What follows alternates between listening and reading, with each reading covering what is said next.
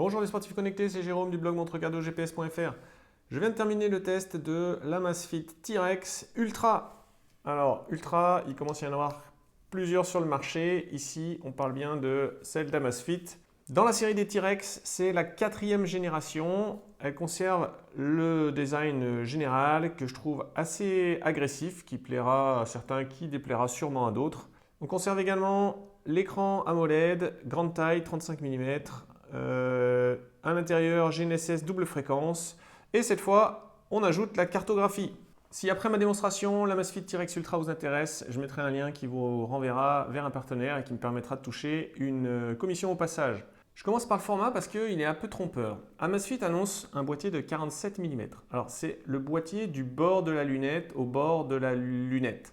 Mais quand on rajoute ce petit renfort là et ce petit renfort là, moi la montre elle me semblait plus large, je l'ai mesurée et elle fait en fait 51 mm au maximum, au plus large. Toutes les pièces métalliques sont en acier, c'est-à-dire les petites vis, la lunette, le pontet, ces petits éléments-là, on va en reparler, la boucle, les boutons, le fond du boîtier. Tout ça, ça fait que c'est assez lourd. On arrive à 89 grammes. Alors c'est beaucoup plus que la T-Rex 2 qui pesait 66 grammes, mais elle était toute en plastique. Mais ça reste quand même plus lourd que des montres GPS de ce format-là qui utilisent du titane. Normalement, elles tournent autour de 75 grammes. Cela dit, ce n'est pas si grave que ça parce que l'acier est plus résistant que le titane aux rayures. Donc là, à vous de peser le pour et le contre. Pour poursuivre avec la robustesse, eh bien, elle est étanche à 100 mètres, répond à la norme militaire de l'armée américaine 1000 STD 810. En revanche, il n'y a pas de saphir. Si vous faites de l'outdoor avec, eh bien, prévoyez d'ajouter une protection d'écran, sinon il y a quand même des risques de rayures. Je vais maintenant faire un zoom sur ce système de fixation du bracelet. C'est un système à double articulation. On a une tige qui traverse le boîtier ici, une tige qui traverse le boîtier là, et qui sont reliés de chaque bout par une espèce de deux rotules. Là. Ça donne une articulation qui est originale et qui, à mon avis, permet largement d'améliorer le confort et le plaquage du boîtier selon la forme, la taille et la forme de votre poignet. Donc moi je trouve ça pas mal. Et puis ensuite, eh bien, ça va avec le look assez agressif que Amazfit a voulu donner à cette T-Rex Ultra. Le design de la lunette, les vis apparentes, ce système de fixation, les espèces d'ouïes sur le bracelet. Moi j'aime bien. Maintenant l'écran, il est assez chouette, il fait 35 mm de large, il vient vraiment au ras de la lunette, donc ça plaira à tous ceux qui n'aiment pas de voir de bandes noires autour. Une définition de 454 par 454 pixels, un mode Always On. Alors vous avez vu le mode Always On, Amazfit cherche quand même à économiser l'autonomie parce que sur un grand écran comme ça consomme beaucoup. Et donc en mode Always On, on n'a que l'heure qui s'affiche ici. Sinon, on peut régler l'extinction automatique et par exemple avoir plusieurs minutes, dire qu'au bout de 10 minutes, elle s'éteint ou un peu moins. Le tactile, il fonctionne très bien, l'interface est super fluide, on fait vraiment ce qu'on veut avec.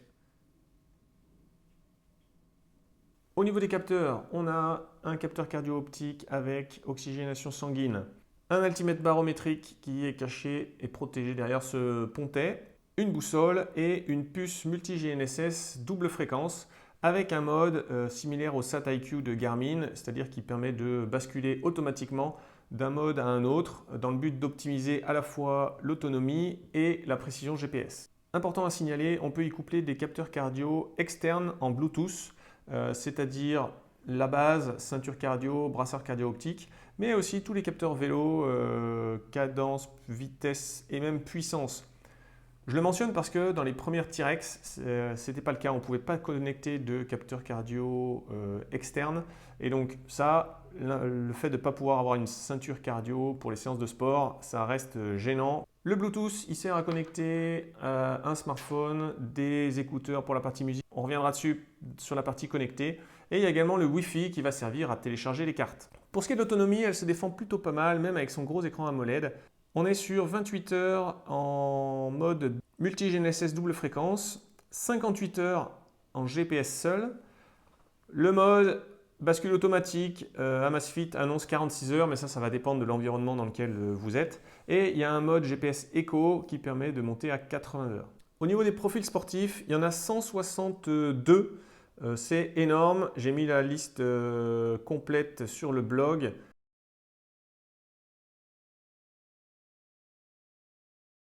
Les derniers ajoutés, ce sont le parachute et la plongée jusqu'à 30 mètres de profondeur avec un système de détection automatique grâce à ces deux électrodes. Les profils particuliers que je peux mettre en avant, c'est le profil de course sur piste d'athlée avec un algorithme qui donne une précision parfaite. Ça, vraiment, ils sont au niveau de ce que fait Garmin et Coros là-dessus. Si vous voulez plus de détails, vous pouvez aller sur le blog. Et dans la partie précision GPS, je vais faire un test sur piste d'athlée. Ensuite, il y a quelque part un profil pour le triathlon, il y a un autre profil multisport qui permet d'enchaîner de manière un peu libre des différents profils. L'activité musculation, eh bien, on peut programmer des entraînements, réaliser des entraînements qui sont pré-programmés. Et puis, on a également un comptage du nombre de séries et du nombre de répétitions. En rameur aussi, on a quelques données spécifiques, le nombre de coups de rame et la fréquence. Pour ce qui est des entraînements, eh bien, on peut soit programmer des entraînements depuis l'application ZEP, donc ça on le fait à la main, ou depuis la montre, on peut fixer des choses assez rapides, des alertes d'entraînement, de fréquence cardiaque, de zone, distance, etc. Allure, on peut fixer des objectifs pour l'entraînement. Après on a le reste classique, partenaire virtuel, tour automatique. La nouveauté, c'est les suggestions quotidiennes que fait Zepp Coach. Alors là, pas de chance, aujourd'hui, il me propose de me reposer. Normalement, il peut vous proposer une séance. Alors, ce n'est pas une séance d'entraînement très complexe, c'est très très simple. En fait, il propose une durée et une intensité, donc une fréquence cardiaque cible. Ensuite, il fait un suivi sur la journée et sur la semaine. On peut lui dire quel jour on peut s'entraîner et quel jour on ne souhaite pas s'entraîner parce que on peut avoir des contraintes professionnelles, familiales ou autres. Ça fonctionne un peu comme ce que propose Garmin ou Polar. C'est du travail de fond. Ça ne vous servira pas à préparer une course spécifique un jour donné. Sur les profils sportifs, on peut afficher jusqu'à 6 champs de données. On a ici le lecteur de musique. Et puis, il y a bien évidemment la cartographie. Alors, cette cartographie, j'en attendais beaucoup parce que ça permet d'ajouter un petit peu de concurrence, une offre différente de ce que propose Garmin. Ça permet aussi d'avoir une cartographie sur AMOLED, ce que ne proposent pas Coros et Suunto. Il n'y a pas de cartographie en mémoire dans la montre. Il faut télécharger une zone. Ça se fait depuis l'application ZEP via le Wi-Fi. C'est assez rapide. La petite contrainte, c'est que la zone maximale fait 200 km par 240 km. Donc si vous vous déplacez et vous allez un petit peu loin, il faudra télécharger une nouvelle zone et quand vous reviendrez, il faudra retélécharger votre zone parce que, on ne peut stocker qu'une seule zone de carte dans la mémoire de la montre. Après l'avoir testé, cette cartographie elle est quand même pas top. Les couleurs qui ont été choisies sont très sombres, c'est du noir, du gris, du vert foncé. Donc finalement, ce n'est pas très lisible dans toutes les conditions de lumière et dans toutes les situations. Ensuite, il n'y a pas de courbe de niveau. Et puis, c'est une cartographie qui n'est pas routable. On est sur quelque chose qui est similaire à ce que proposent Suunto et Coros. Ça aide à la navigation, mais la montre ne pourra pas vous trouver un chemin toute seule comme le fait votre GPS de voiture ou de smartphone. En plus de ça, on peut faire de la navigation. On ne peut pas créer d'itinéraire sur l'application ZEP. Il faut les importer en GPX. Et ensuite, on peut être guidé par-dessus la cartographie en suivi d'itinéraire. Lorsqu'on fait du suivi d'itinéraire, on a également un écran Climb Pro qui va nous donner quelques indications à chaque fois qu'on aborde une montée. Ça, c'est plutôt rare encore, il n'y a que Garmin qui le faisait. Après, on peut aussi enregistrer sa position ou se rendre vers des positions enregistrées. Pendant une séance, on peut aussi faire du retour départ, soit en direct en servant de la cartographie visuellement, soit en suivant la trace GPS enregistrée à l'envers. Dans les réglages, il y a pas mal de réglages GPS. Il y a 3 modes qui sont préenregistrés, un mode précision, un mode économie d'énergie et un mode automatique. Dans le mode précision, par exemple, on est sur du multi-GNSS, double fréquence, et ici il y a un choix entre la vitesse ou la précision et on est donc sur précision. Si vous voulez faire du personnalisé, on peut le faire avec ce 4e mode ici qui permet de sélectionner les paramètres qu'on veut. Moi, je les ai tous utilisés tout simplement pour faire mes tests. Après, si vous ne voulez pas vous embêter, vous laissez un mode automatique. Franchement, ça fonctionne bien. À savoir que ça se règle dans les paramètres généraux, donc ça va s'appliquer après à tous les profils sportifs qui utilisent le GPS. Sur chaque séance, il y a pas mal de statistiques qu'on trouve sur l'écran de la montre ou dans l'application ZEP. Il y a un suivi juste de la charge d'entraînement, du VO2 max et de la durée de récupération. Donc, ce n'est pas très novateur. Pour ce qui est du suivi d'activité, on a pas mal de choses. Elle suit le nombre de pas, la fréquence cardiaque, le stress, l'oxygénation sanguine, les calories consommées, le cycle menstruel.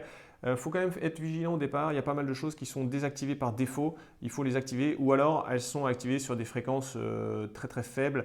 Par exemple, la fréquence cardiaque de base, elle est prise qu'une fois toutes les 10 minutes. Après, il y a deux choses que je voulais montrer qui sont plutôt pas mal. Le PAI, c'est un algorithme, alors c'est le Personal Activity Index. C'est un truc un peu global qui prend en compte aussi bien votre activité quotidienne, au boulot, votre sport, etc. En fonction de l'intensité des activités, si l'intensité est faible, modérée ou intense, vous ne gagnerez pas le même nombre de points. Et donc voilà, ça vous donne un suivi. L'objectif, c'est, je ne sais plus quel est l'objectif, je crois qu'il faut atteindre 100 points par semaine. Et l'autre point où la Amazfit T-Rex Ultra est assez forte, c'est sur le suivi du sommeil. Donc on a le suivi classique des répartitions de phases, de sommeil, léger, etc.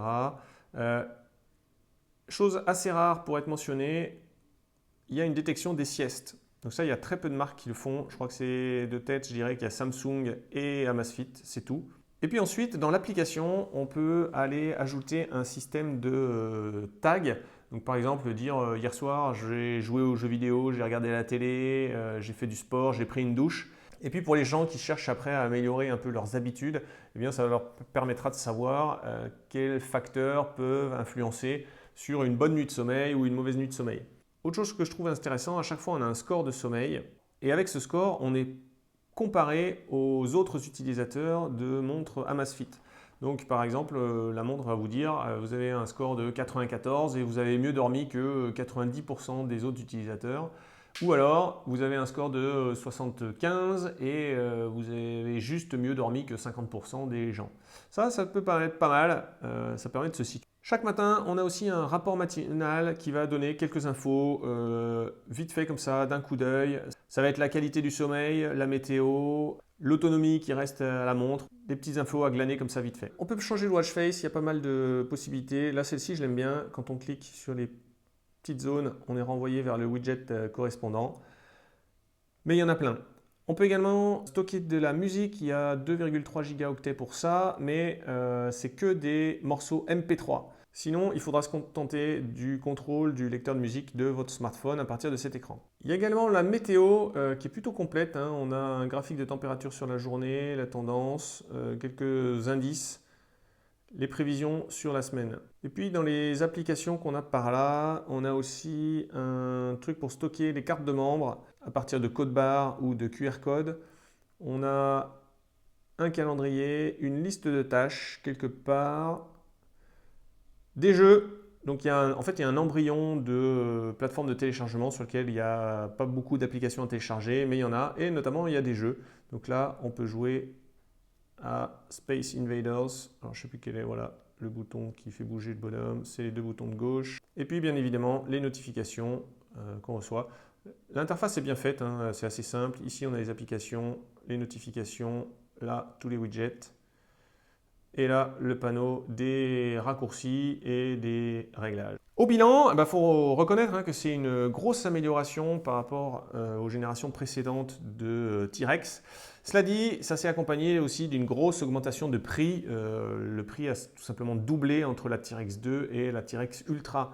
Donc finalement, j'avais été emballé par la T-Rex 2 parce que c'était l'occasion d'avoir un bel écran avec certes du tout plastique, mais pour pas cher. Là, on est monté en gamme aussi bien sur le hardware que sur les fonctionnalités, notamment la cartographie. Cela dit, pour être vraiment concurrentiel, il va lui manquer le saphir et le titane. Parce qu'en fait, au prix de la T-Rex Ultra, Coros propose ses Apex 2, Apex 2 Pro et qui embarquent aussi une cartographie, mais qui en hardware sont un petit peu supérieurs avec du saphir, du titane. Ce qui était le propre du low cost, c'est de ne pas hésiter au moment de l'achat tellement c'est peu cher. Et bien là, ça mérite de comparer quand même.